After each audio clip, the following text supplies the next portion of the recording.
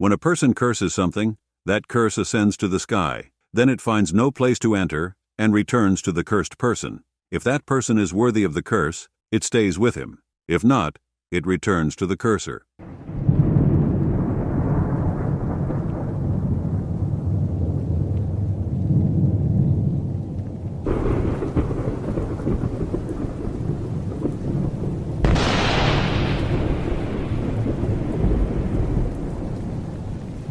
In the previous parts of the Black Box of the World documentary series, we explained that according to Islamic culture, demons are not fallen angels but jinns, and that jinns, which have two types, reptiles and greys, are known as aliens in the world, and we have shown many concrete evidences in this regard. Therefore, when we say jinn in this section, we will also mean aliens. In this section, we will provide concrete evidence for the existence of magic and explain the logic and history of magic that has existed since ancient history. We will also show the connection of magic with dimensional beings, the ancient gods that we know today as aliens or jinns. We will present a lot of historical evidence that polytheistic religions were formed by communicating with dimensional beings through magic, and that is why polytheistic religions are the same all over the world. Magic is an important topic in the history of the whole world because many things that are done today, as in the past, are done with magical intentions, and all these symbols have magical meanings. When we understand the logic of magic, we will understand many things more easily. Understanding magic will help you understand how demons influence the world and convince people to worship them, how demons continue to influence people today, how monotheistic religions turned into polytheistic religions, and why what is happening today is happening. Since the phenomenon of magic is based on symbols, there are countless symbols in front of our eyes, even today. It is certain that there are other purposes behind these symbols, which many people think are just brands, as you will see in the documentary you are about to watch. These symbols are made according to the beliefs of the founders of the New World. Therefore, we can say that those who govern the world consciously create these symbols according to their beliefs, and that these symbols serve a purpose. What mysterious forces were at work that helped create the world's greatest democracy out of nothing? Like all men, the founding fathers had secrets. The clues to their underground world are everywhere, hidden in plain sight, if you know where to look. Symbols, signs, secret knowledge, and, for the first time on television, the body parts one founding father never wanted you to know about. George Washington swore his complete loyalty to Freemasonry and took the secrets of this mysterious brotherhood with him to the grave. Benjamin Franklin used his Masonic contacts to forge alliances in boardrooms and bedrooms. John Hancock fronted what some would call America's first terrorist organization. The biggest secret of the Founding Fathers is the fact that they had an agenda, that it wasn't just things playing out on a day-to-day basis and doing good. The Founding Fathers are portrayed as marble figures, and that they had nothing else going on in their heads besides founding a great country. But they all have ulterior motives, and which the modern historians tend to ignore. We can scientifically explain magic, which we have concrete images of and have witnessed firsthand, as follows. If you remember, in our previous episodes, we explained how the quantum realm is shaped by the power of thought. We explained that the energies that are released in our bodies after experiencing good and bad emotions are scientifically proven. These body energies, called Kirlian or aura, are also in harmony with quantum physics. We have also mentioned that many scientists, such as Martin Ress, who see the quantum realm, which is the basis of matter, as independent of the laws of three-dimensional world physics, also think that the world is a simulation. Even Einstein had a hard time accepting quantum reality. It is therefore worth noting that he had long discussions with Niels Bohr. According to this quantum theory, which is contrary to the laws of physics, thought is energy and creates concrete effects. One of the best examples of the concrete effects of the power of thought is the change in the shape of water crystals with the power of thought. Masaru Emoto, the Japanese scientist who proved that the shape of water crystals changes with the power of thought, was criticized and labeled a pseudoscientist by many writers who did not accept the veracity of his experiments. However, Dr. Emoto's experiments have been confirmed in various ways both by the scientific community and by independent individuals. In these links, you can see that speaking kind words to water results in beautiful shapes, while speaking negative words results in negative shapes in scientific experiments involving water crystals. If you are still struggling to understand how water is affected by thought and speech, remember from our second part that not everything we perceive as matter in the universe is as solid as we think, that more than 99% of all matter is made up of voids and the rest is light and vibration. Therefore, thought and speech are also energy, and they affect matter. We all know how one's emotional state changes when they are cursed or complimented. Islam also emphasizes the importance of good or bad speech in verses and hadiths. It is even emphasized that verbal acts such as gossip and slander are as bad as cannibalism. Similarly, in experiments conducted by independent researchers, people listening to the Quran for the first time were impressed by the sound of the Quran, even though they did not know its meaning.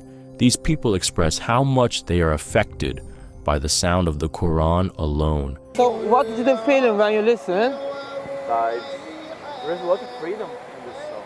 Freedom? That's unique. Unique. So exotic. Exotic. What did you feel? It's very, very beautiful. Very beautiful. I don't know exactly what it wants to tell me, but maybe help me, maybe peace. Peace? Yeah. Una religión muy bonita, es muy profunda, llega al corazón. Una religión buena, ¿no? Llega al corazón.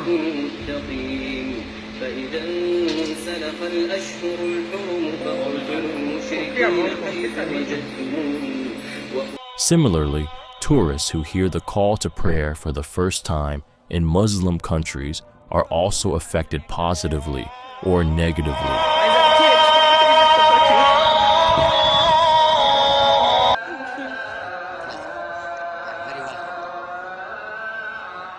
Это так красиво. Просто, я не знаю, это такие цвета. Я не передам никогда цвета. As an example, in this video, you can see the aura of water visibly changing when the Quran is recited. Remember, from our second section, we explained the existence of auras. Aura is not a temperature or an electric image. It is the visible form of the magnetic field created by thought power. Actually, there is no need for these experiments to understand the effect of thought power, as everyone knows about the placebo effect. Scientifically, just believing that something will help, or in other words, just having faith, affects people by 40%, leading to healing. So, if you gave someone a sugar pill and told them it was a cancer drug, and they believed and knew they would definitely be cured with that pill, they would be healed by at least 40%. Now imagine how the power of thought that can change water with just words, when used more effectively, can change a person who is 60% water. This is where magic comes in. In the simplest terms, magic is words. The Prophet Muhammad's words, "Magic is the word," summarizes a great truth. By the way, don't forget Nikola Tesla's statement that the essence of the universe consists of vibration and frequency. Again, remember that in our previous episodes, we have shown that some scientists have argued that magic is related to quantum physics, and we have shown scientific research papers on this subject. Besides all these facts, historically, we have seen that magic has always been linked to dimensional entities, So in a nutshell, magic is the use of words and thoughts to ask for help from dimensional beings. For example, in this video, you can see how shamans can call spirits by using thought and speech properly. Dans, aralıksız çalan davullar, ziller, düdük. Her şey ruhları kutsal alana çağırmak için. We will come to the point later on that throughout history, magic has always been used for evil purposes, and that it is a bad thing. That is a separate topic. But if we consider the historical process, magic can never be said to be a lie, because from ancient times, thousands of years ago, people have been interested in magic, and even today, people in every country in the world are still interested in magic, regardless of civilization differences, which shows that there is a reality to magic and that people can achieve things through magic. Otherwise, humans would not believe or practice something that does not benefit them. From this point of view, in this documentary series, you see, and you will continue to see as you watch this documentary, that every faith and every religion has a grain of truth to a greater or lesser extent, and that people continue to believe in these religions because of these truths. With the evidence and events we will show in the future, you will understand the existence of magic better. So, what is the connection between magic and aliens, that is, jinns? Now, having briefly shown the logic of magic, let us show concrete evidence of the connection between magic and demons, that is, evil aliens. Remember from the second section, through the words of scientists, we explained that dimensional beings are made up of subatomic particles, scientifically, and live in a dimension above us. And in the third and fourth sections, we showed concrete evidence of the existence of jinn. Also, remember from the second section, we explained in detail that there is a magnetic field around people depending on their thoughts and way of life. And we mentioned that demons can only affect people if there is a magnetic gap. Therefore, for demons to be effective in our dimension, magic is needed to create a magnetic gap for them. And demons use sorcerers to create this magnetic opening. The task of sorcerers is to provide magnetic openings for demons in this world. As a result, that is the purpose of evil people using magic, to influence people's will. So, as you will see in this documentary, the logic of magic is that people want to communicate with demons to get help from them, and demons want to control people through magic. Along with all this, all the information about magic and wizards from all over the world states that magic is done by contacting dimensional beings, especially those in the form of snakes. You can come across this in every video you watch about magic. According to the common view, accepted by all cultures and religions, no matter how magic is practiced, it is always done with the help of demons. In fact, logically, there must be a means to establish communication between humans and these dimensional beings. This method of communication is called magic. If you remember, in our third and fourth parts, we presented evidence that jinns are the same as aliens, and that there are two types of jinns, reptiles and greys. Then we talked about the communication with wise dragons in modern magic, and that Aleister Crowley, the founder of modern witchcraft, encountered a gray alien in his magic. Here you see one of the modern shamans having a gray alien figure on them. All shamans who go into trance through magic say that they communicate with wise spirits and receive information from them.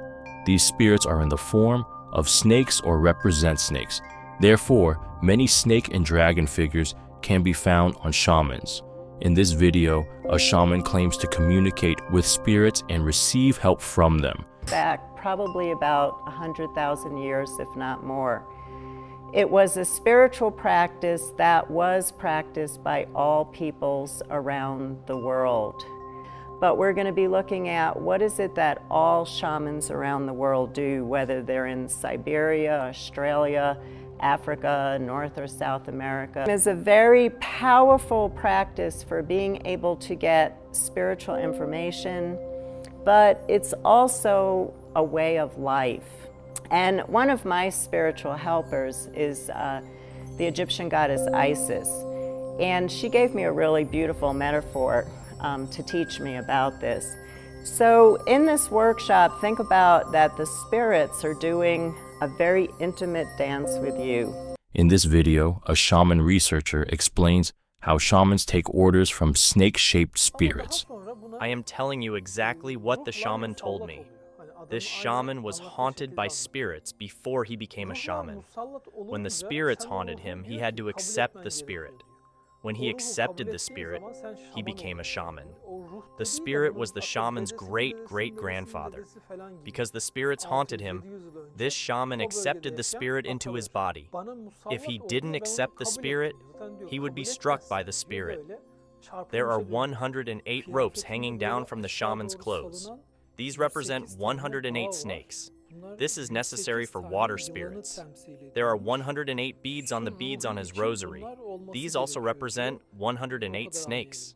In shamanism, which is passed down from generation to generation, shamans always take lessons from wise beings and are in communication with them. These wise beings can be none other than the aliens, which we have proven to be the same all over the world. If you have watched our previous episodes, you know that these beings called spirits, ghosts, jinns, aliens, demons, and gods all have the same characteristics, so they are actually the same beings. The fact that the beings that are communicated with through magic all over the world and in all cultures appear in the form of gray aliens and reptiles when they take on a concrete form is proof that the same beings are always communicated with through magic. In short, magic is a tool used to ask for help from the aliens, who are supposed to be wise beings. We will explain in detail in the following chapters that magic has been seen in all polytheistic religions in history. Indeed, in all magic books, we see depictions of alien, snakes, reptilians, gray aliens, or beings in forms that frighten humans are depicted in all magic books. Remember, we talked about the Prophet Muhammad saying that the jinn who cast spells could change shape. This is because objects in other dimensions can easily change shape. Similarly, in all polytheistic religions, magic was used to communicate with gods, and gods conveyed their desires to humans through magicians. Magicians were the messengers of gods. Many Native American cultures believed God spoke to them through shamans, much like the oracles of ancient Greece. Hence, the foundation of polytheism is magic. As we all know, the clergy of polytheistic religions are always magicians. The aliens, who already present themselves as gods, need a channel of communication, so magic, in order to display their abilities and prove themselves as gods. That's why in ancient history, magician priests have always been messengers of alien gods. In ancient Egypt, there were many types of priests, and among their functions, magic held an important place. The Pujari priests of ancient India were magicians. The Druid priests of ancient Rome and Celts were magicians. The Volk priests of ancient Slavic Russians were magicians. The Magi priests of ancient Persians were magicians. The voodoo priests in Africa are also referred to as voodoo magicians. Shamans, similarly present in Asia and the Americas since ancient times, were also sorcerers and communicated with the gods. In ancient times, all these magicians communicated with gods. Today also all magicians and shamans claim to communicate either with spirits, aliens, or wise snakes, namely reptilians. In this video, Dr. Michael Heiser discusses how in ancient times magicians communicated with snakes. 3,000 years ago, they would have read this story and really thought that they were talking snakes. Really? Ancient people knew that snakes do not talk. They weren't stupid. Okay, They knew that animals didn't talk. And so when they encounter this in a story, when they encounter this in a poem, when they encounter this in some, epic that tells their story, they're not going to think, wow, there must have been a time when snakes talked. What they're going to think and what they're going to suspect is, okay, this isn't normal. The gods must be up to something. There's something going on with this animal. It's either a disguise, it's a deity that comes in this form. And I just want to read you a few sections here. Serpents in Egypt are also connected with occult wisdom. The uraeus is sometimes invoked as a magician. The uraeus, again, is that serpentine figure that's like on the Egyptian crown. And many gods, especially the primeval gods, were represented in serpent form. An Egyptian reading one of their texts, when they encounter this is what they would have been thinking. This is not just a snake. It's not really a snake like we know snakes. It's a supernatural being, and it's up to something. The idea that animals in general, and serpents in particular, could communicate with humans is common in Egyptian literature. Again, the ancient person, it's also common in Mesopotamian literature. I mean, we can't, go through all of this. Why does this information from the ancient Near East tell us about Genesis 3, or what does it tell us? Because the New Testament development of Christian theology, there's a divine being here who has come to the humans, Adam and Eve, either as a serpent or in the form of, or again, something that looks serpentine, whatever it was. The appearance itself doesn't really matter. But there's a divine being here, and this is a figure who is supernatural, who is a figure of disorder, and is the enemy of God. And when you think about it, this fits precisely into the ancient world. Again, in many ancient texts and historical records, it is written that magic was taught to humans by the gods. As we will see in the section about the Noah flood, the Dead Sea Scrolls state that gods from heaven taught humans magic and sorcery. The Book of Enoch from ancient times also mentions that gods from heaven taught humans magic. According to the Hittite texts, Hittite gods taught magic to humans. Hermes Trismegistus, the famous cleric who spread the polytheistic religion of Mu to colonial countries, is also known as the founder of sciences such as magic and alchemy. According to Islamic sources, it is the demons, the infidel jinn, who benefit from magic and try to spread it. As stated in the Quran, humans were taught magic by devils.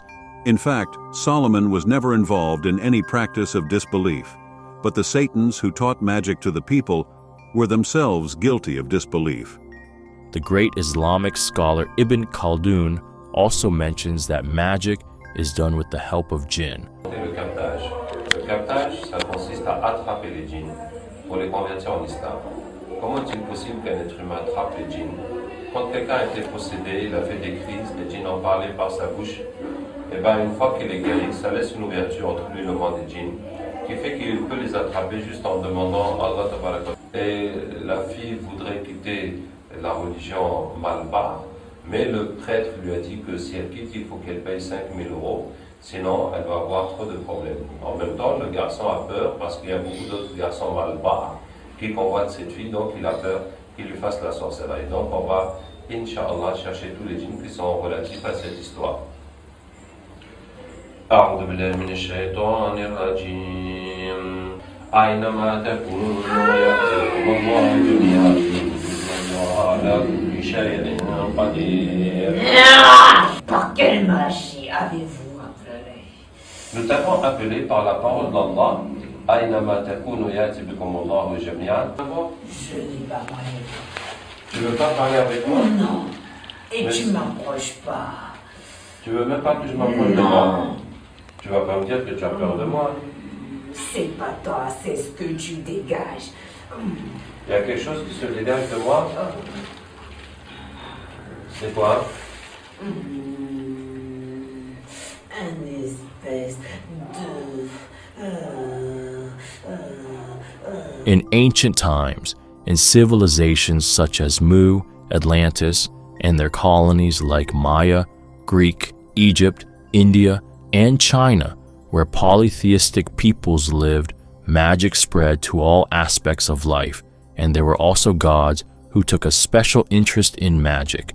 For example, the Egyptian god Thoth is the founder of secret sciences and the king of magicians. The Greek goddesses of magic are Hecate and Circe. The Slavic goddess of magic is Marzana. The Celtic goddess of magic is Danu. In these polytheistic societies, magic was so widespread that people attributed everything to magic. Even science, as we will see in more detail later, was given to humans by the gods through magic. For this reason, people at that time saw even every prophet as a powerful magician. Does it seem strange to people that we should have revealed to a man from among themselves, directing him to warn the people who lie engrossed in heedlessness, and to give good news to the believers that they shall enjoy true honor and an exalted status with their Lord?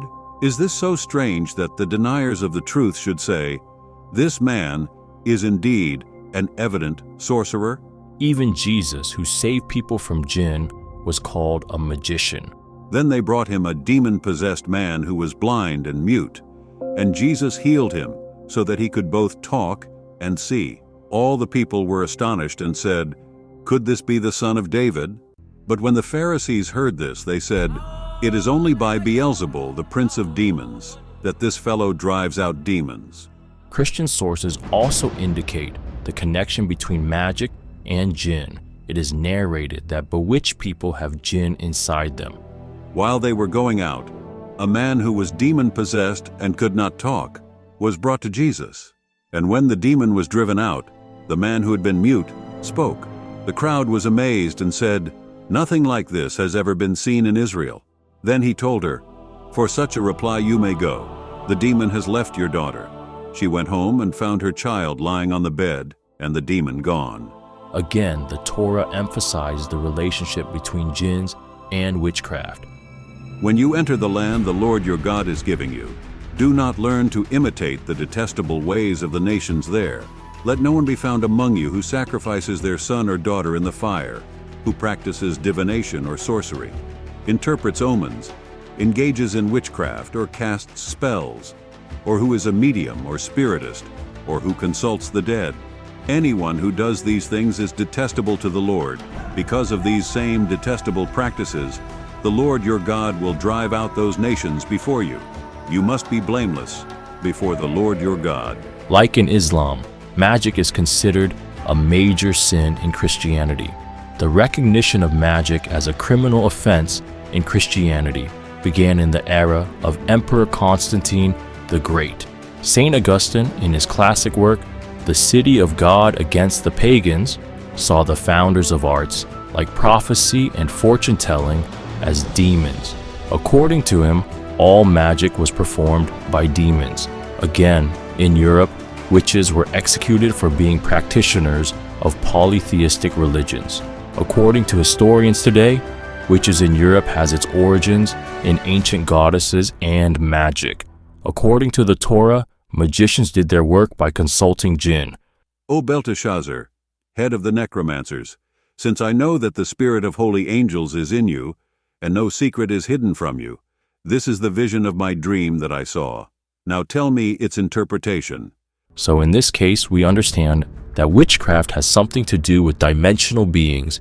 Logically, there must be a cause that generates metaphysical events in magic, and this cause can only be dimensional beings. But how can the energy generated by magic affect people? Recall that in the previous chapters, we described the characteristics of aliens, that is, jinns. Since more than 99% of the atoms that make up the third dimension, which is the realm we see, live and perceive, are empty, the beings consisting of subatomic particles that make up the fourth dimension can easily pass through the voids in 3D objects without difficulty, just like sunlight passing through glass. In fact, as scientists have pointed out, the reason humans cannot pass through a wall filled with empty spaces is solely due to the gravitational force created by the electrons revolving around atoms. If this gravitational force did not exist, atoms made of gaps could pass through another atoms made of gaps. In other words, matter could pass through matter like a ghost. Indeed, according to Islamic sources, when Adam was created, Satan moved in and out of Adam's body and got the idea that he could control him. Then, when Adam was commanded to prostrate, Satan said, "Do you see this one you have honored above me? If you delay me until the day of resurrection, I will surely destroy his descendants, except for a few." Prophet Muhammad said that Satan could move in the human body. In fact, the Quran states that jinn are created from a smokeless fire, that is, from the non-material part of fire, that is, from subatomic, photon-like particles. Today, paranormal researchers state that dimensional beings are composed of a radiation-like substance. There is a quantum field around us that can be seen with Kirlian photography, and according to our belief, beings made up of subatomic particles, such as jinn, can feed on the subatomic quantum energies released by our emotional and mental energy. When we do good and righteous deeds, that is, when we create brain chemicals with emotions and thoughts in accordance with our nature, it is beneficial for us and makes us strong. However, when we do evil deeds, brain chemicals contrary to our nature are formed, and although this does not completely make us unhappy, it makes us unhappy in certain areas and weakens us. In other words, certain energies in our magnetic field decrease and disappear. This situation proves that the negative energies created as a result of evil are used as food by evil jinns. For example, one of the most extreme points of mental disorders caused by jinns is suicide. Jinns cause suicide, right, Haja? Because suicide is one of the biggest sins in Islam. The situation with reptilian aliens is on a similar line. Anyway, the purpose of reptilian aliens is to obtain as much human energy as possible. Because they feed on the human soul. Reptilian aliens feed on human pain, depression, sadness, and fear. They especially feed on fear energy. David Berkowitz, better known as Son of Sam, claimed a demon who took possession of his neighbor's dog commanded him to kill. Herbert Mullen, who committed 13 murders in California in the early 1970s, claimed voices in his head told him he had to make human sacrifices to prevent a cataclysmic earthquake. The fact that bad jinns want us to commit sins is not only because of a sense of revenge, but also because they feed on the negative energy created by evil and gain power over us and in our world. People who ask for help from evil jinns through magic must first do what the evil jinns, that is, evil aliens, want in order to get this help. It's just like a commercial transaction. To summarize, the evil jinns say, commit any sin for us, that is, create negative brain chemicals with your thoughts that are against your nature. In this way, create a magnetic corridor for us with negative magnetism and give us power. Then we will help you with whatever you want. So these requests of evil jinns are written in the spell books.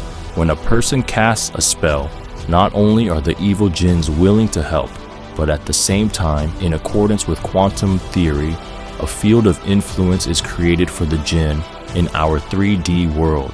It is because of this system that polytheistic religions emerged in history. Thanks to magic, humans communicated with evil jinn to receive help in exchange for something, and over time, they deified the evil jinn.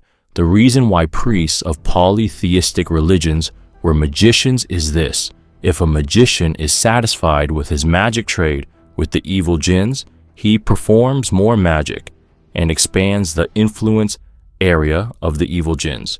Of course, this trade is also beneficial for the evil jinns, because more evil energy means more food for evil jinns who feed on evil thoughts and more opportunities to dominate people, their eternal enemies. Tu es avec la fille ou bien tu es avec le prêtre? Hein? أنطقنا الله الذي أنطق كل شيء. Avec le prêtre. Explique-nous cette religion, ça fonctionne comment, la religion des Malvares? Tous les sacrifices que nous faisons, oui. C'est pour nous. C'est uniquement pour les djinns. Oui. C'est pas pour le Dieu, Non. pour les esprits des ancêtres. On est obligé de passer par là. C'est-à-dire, vous faites semblant qu'il y a Dieu, qu'il y a les esprits des ancêtres, oui. Mais c'est vous qui êtes derrière tout ça. Voilà. Et les gens donc vous adorent. C'est ça? Oui. Et en échange, qu'est-ce que vous leur donnez? On leur donne rien. Rien. Ah bon, d'accord. Et vous, qu'est-ce que vous gagnez dans ça? De la nourriture. C'est juste pour vous nourrir. Et pour se moquer de. The jinn deceived the sorcerer by first saying, "By performing magic, you rule over us. You are very powerful. You have an army of jinn. You can make whatever you want." The jinn make this deception so that the trade does not stop, but in reality, it is not the sorcerer who rules, it is the jinn. When the sorcerer attempts to quit this business, they are exposed to evil by the jinn, because once the sorcerers have opened the door to the evil jinns, they have given the evil jinns a huge sphere of influence over their magnetic field. That is, they have given their control to the evil jinns. As for their brethren, the Satans, they draw them deeper into error and do not relax in their efforts. In this case, the sorcerer cannot quit their job in any way and has no choice but to do the evil jinn's bidding. And at the end of this increasingly continuing trade, the evil jinns want the sorcerers to lead other people to evil, thus creating a larger sphere of influence and making people worship them. In past times, the reason for the sacrifice of children and humans was because of sorcerers. And indeed, individuals of humankind used to invoke the protection of individuals of the jinn, so that they increase them in revolt against Allah. And on the day when he shall muster them all together, he will say to the jinn, "O assembly of the jinn, you have seduced a good many of mankind." And their companions from among the humans will say, "Our Lord, we did indeed benefit from one another, and now have reached the term which you had set for us. And yet some people have come to associate the jinn with Allah in His divinity, even though it is He who created them. They set up deities apart from Allah, hoping that they will receive help from them. Those deities can render them no help, yet these devotees act as though they were an army in waiting for them." These verses summarize how idolatry was created by demonic jinns, that is, evil aliens. In short, people have associated the benefits they have obtained with the demons and have worshipped the demons for the sake of these benefits. In all idolatrous religions, people believe that they communicate with gods through sorcerers and shamans.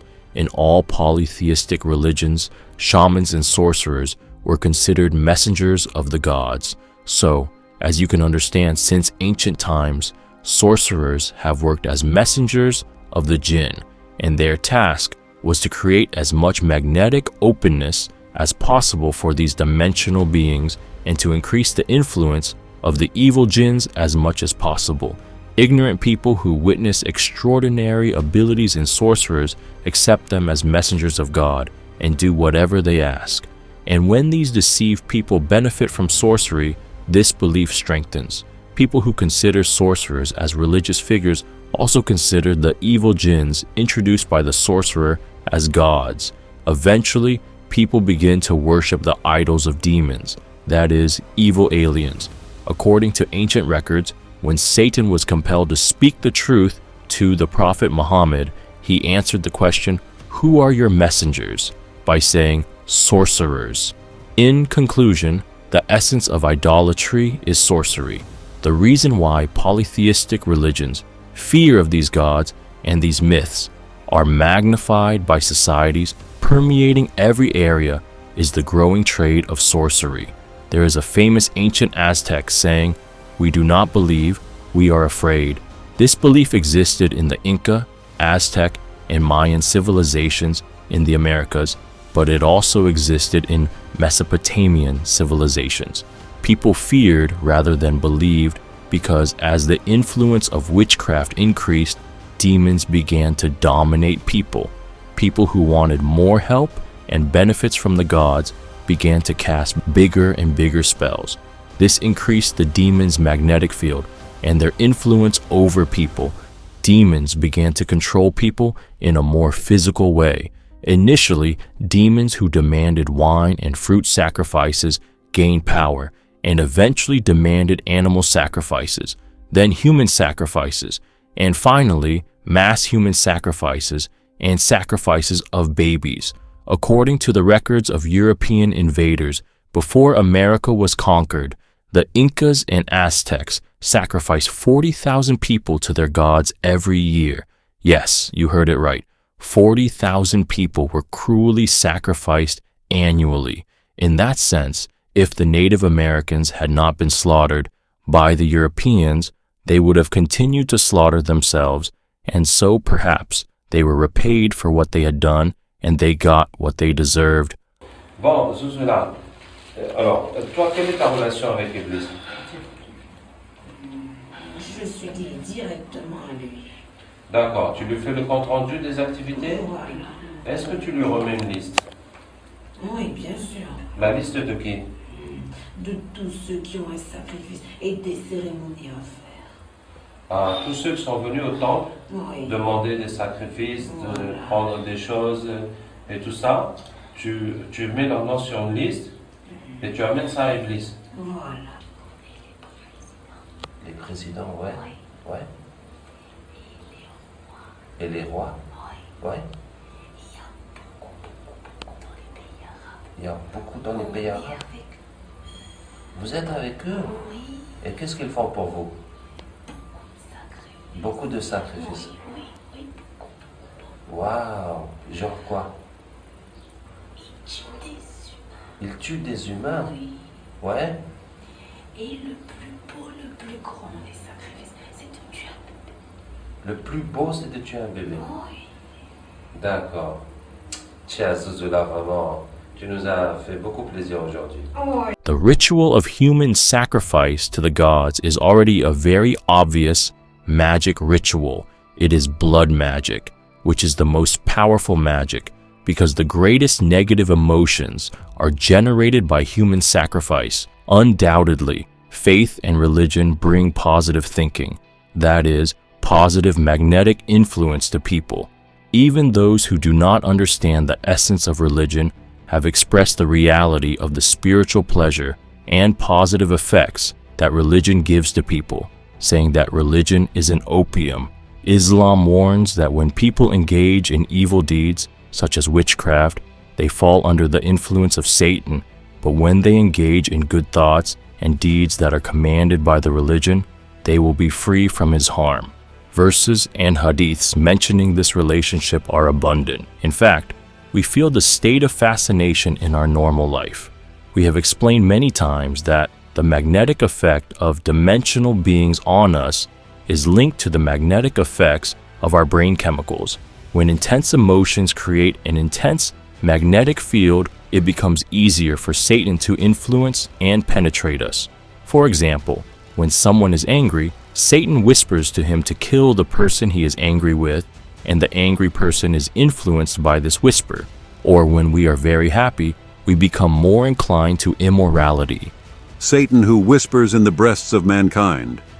Indeed, those who fear Allah, when an impulse touches them from Satan, they remember him, and at once they have insight. Well, is there no good sorcerer? The answer to this question is no. It is already against the logic of magic to have a good sorcerer or a good genie helping in magic, because magic is already an attack against people's will. It is harassment. In its most innocent form, magic is forcibly changing people's will. In other words, magic is done with the intention of harming another human being. So a person who does magic cannot be a good person. A genie who comes for this purpose cannot be a good genie. Further south on the Benin coast, another village that practices voodoo is preparing for a different ritual. This is the province of the war god, Akpla. In return for his protection, Akpla requires powerful ceremonies of possession. the dance of war often turns violent. Many residents bear scars left by previous ceremonies. Blood figures in some voodoo rituals, but the religion's fundamental experience is spirit possession. This mysterious, even unsettling intervention can occur at any time. To anyone, no one knows when the spirits will take over. Coming up, the war god chooses his vessel and demands blood. And later, a voodoo priest in Haiti tries to save a man haunted by spirits.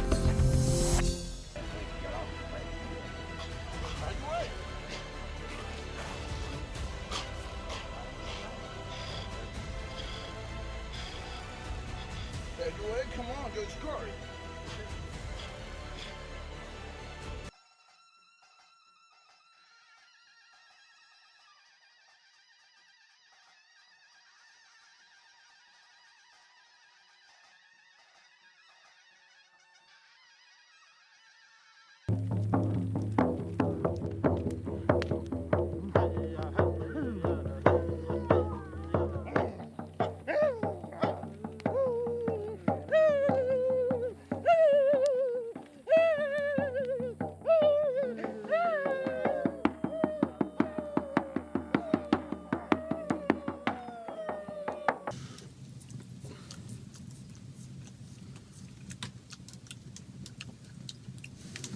This negative logic of sorcery naturally contradicts the positive logic of divine religions, and the ultimate goal of demons is to disrupt and reverse the positive magnetic effects created by divine religions. Many examples of this can be found in history.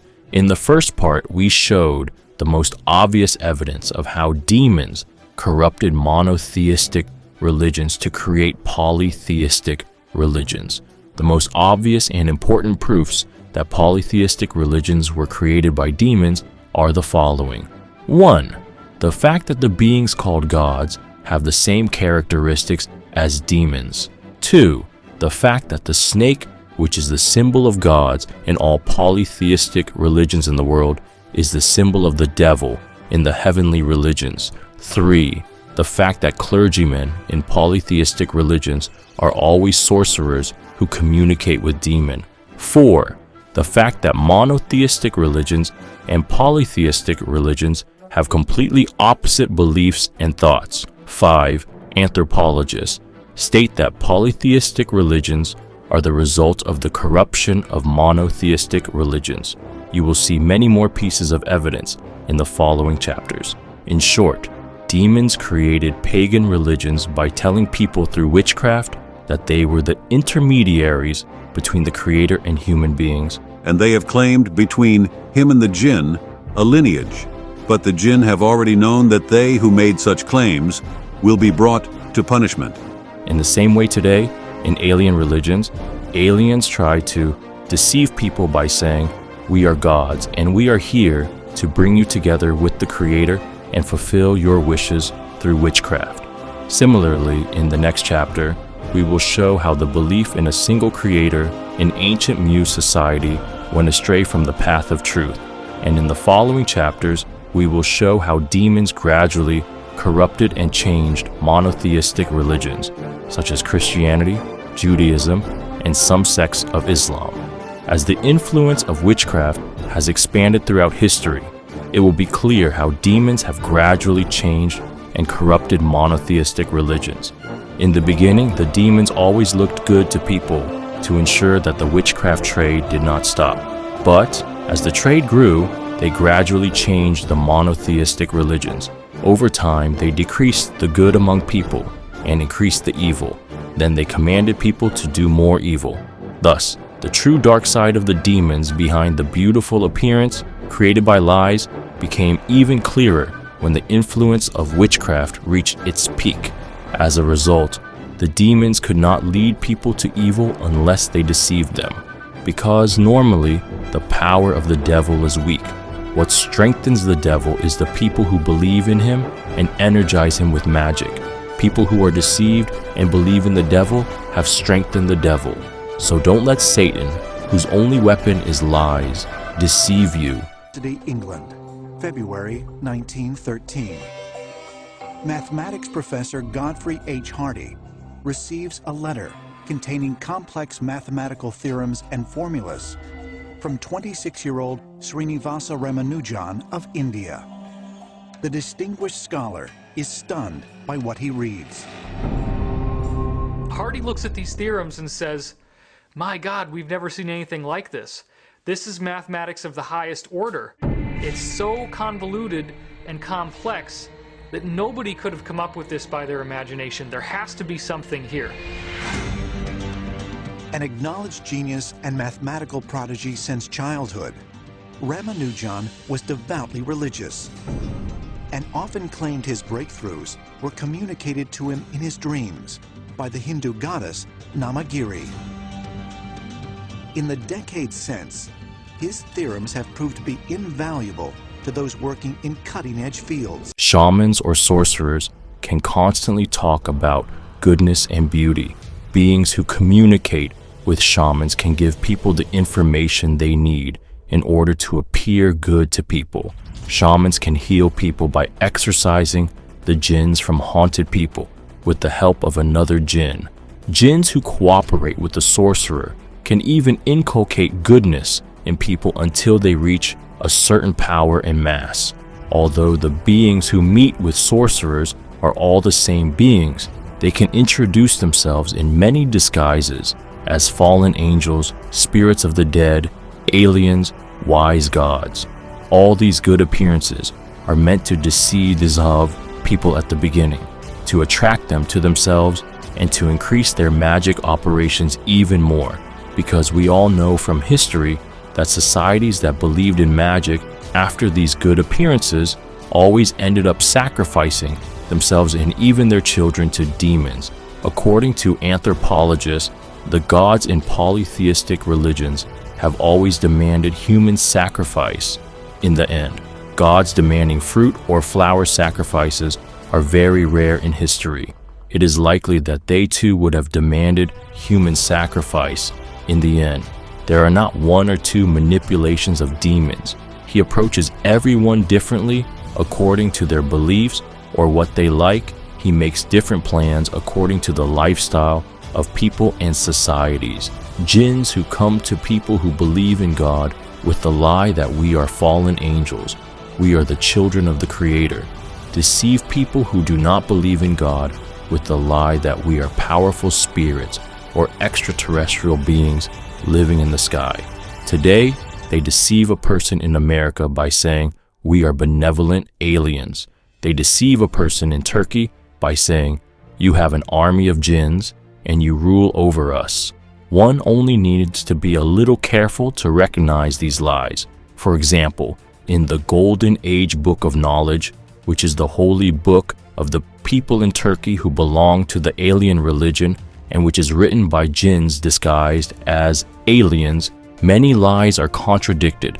In Fascicle 10 page 86, it is said that there are no jinn, but in other parts of the book, it is said that there are jinns.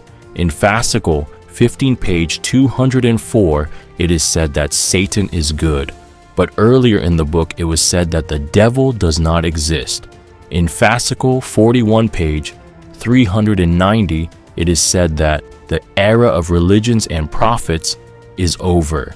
In Fascicle 42 page 408, it is stated that Prophet Muhammad is the messenger of God Ashat, thus denying the existence of Allah. But in other places, it is also mentioned that Allah exists and that the Quran was sent by Allah. In Fascicle 46, page 443, it is stated that Allah will become incarnate and establish a one-world state. This sentence is completely contrary to the belief in Allah in Islam, but it coincides with the Islamic belief that the Antichrist, who is a great liar, will appear and say, "I am Allah." When alien religions in different cultures are investigated, it is obvious that similar conclusions will be drawn. For all these reasons, don't let Satan, whose only weapon is lies, deceive you with his lies. Satan makes promises to them and fills them with vain hopes, but whatever he promises them is merely delusion. Surely you pagans and whatever idols you worship can never lure anyone away from him except those destined to burn in hell. Those who have faith fight in the way of Allah, while those who disbelieve fight in the way of Tagut, Satan. Fight then against the fellows of Satan. Surely Satan's strategy is weak. How did the continent of Mu, the people of the prophet Noah, deviate from the path of the Creator through magic, create a system of chaos and perish? What are the concrete and scriptural evidences for the existence of the continent of Mu and its inhabitants? Stay tuned for all this and much more.